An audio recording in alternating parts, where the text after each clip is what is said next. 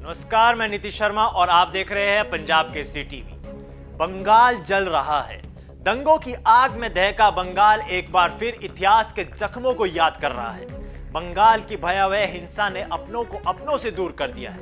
बंगाल में वक्फ बिल के नाम पर शुरू हुए विरोध प्रदर्शन हिंदुओं के खिलाफ हिंसा का रुख तैयार कर गए। हालात ये हो गए कि अब हिंदू अपने ही देश में सुरक्षित महसूस नहीं कर रहे हैं। लोगों को पलायन करना पड़ रहा है। बंगाल में अलग अलग जगह हो रही इन घटनाओं ने एक बार फिर राज्य में हिंदुओं की स्थिति पर सवाल खड़े कर दिए हैं।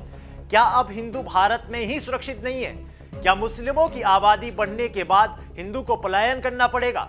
भारत में वोट बैंक भारतीय नागरिकों की जान से ज्यादा महत्वपूर्ण है। दरअसल बंगाल में मुस्लिम बहुल इलाकों में हिंदू डर के माहौल में जीने को मजबूर है। हालात इतने खराब हो गए हैं कि हिंदुओं को अपने घरों को छोड़कर पलायन करना पड़ रहा है। बंगाल में वैसे तो हिंदुओं के खिलाफ हिंसा का इतिहास बहुत पुराना है, लेकिन हाल ही के कुछ सालों में हिंदुओं के खिलाफ बंगाल में हिंसा एकाएक बढ़ी है। इस मामले में राज्य सरकार के रवैये ने एक बार फिर भारत के लोगों की सुरक्षा पर सवाल खड़े कर दिए हैं। धर्म की बात हो और राजनीति ना हो, ऐसा कैसे हो सकता है? हिंदू हित की बात करने वाली बीजेपी ने भी इस मुद्दे पर मोर्चा संभाल दिया है।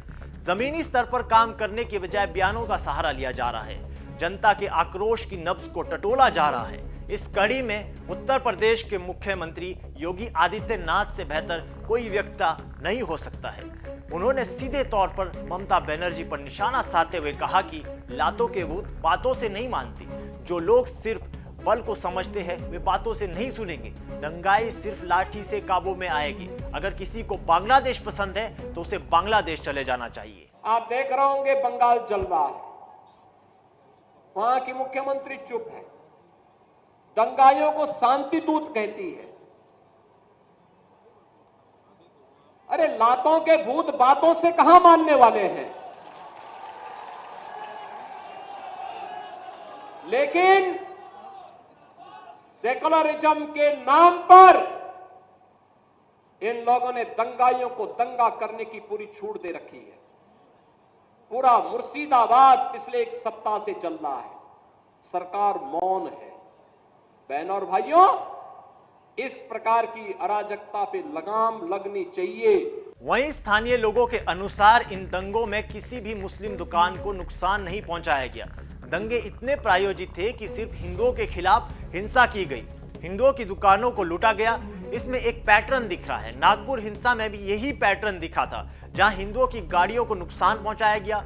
धर्म के नाम पर हिंदुओं को निशाना बनाने की इस साजिश ने एक बार फिर भारतीय लोकतंत्र पर सवालिया चिन्ह उठा दिए हैं। जहां राजनीतिक हित के लिए अपराधियों को ढील दी जा रही है, जहां नागरिकों को निशाना बनाया जा रहा है। क्या राज्य सरकार इतनी असमर्थ है कि वो हिंदुओं की सुरक्षा का आश्वासन तक नहीं दे सकी?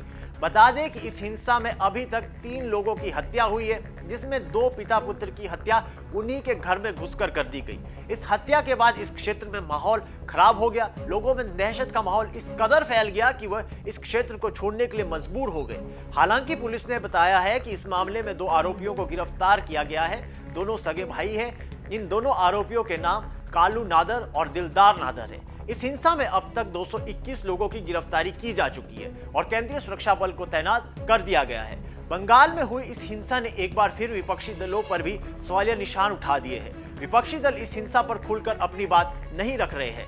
वे शायद अपने वोट बैंक की चिंता में ऐसा कर रहे हैं, लेकिन अगर लोकतंत्र में वोट बैंक ही सब कुछ है तो व्यवस्था में मानव अधिकारों का क्या होगा? अगर विशेष समुदाय की आबादी बढ़ेगी तो क्या उस क्षेत्र के अल्पसंख्यक समुदायों को जाना पड़ेगा?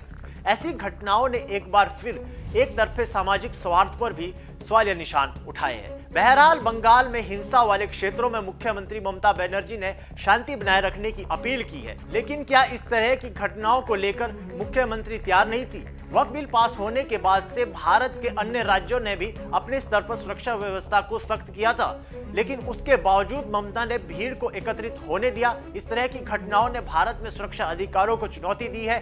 फिलहाल के लिए इस खबर में इतना ही। देश और दुनिया की बड़ी खबरों के लिए देखते रहिए पंजाब केसरी टीवी। हमसे जुड़े रहने के लिए हमारे YouTube चैनल को सब्सक्राइब करें और नई वीडियो की नोटिफिकेशन के लिए बेल आइकॉन को दबाएं।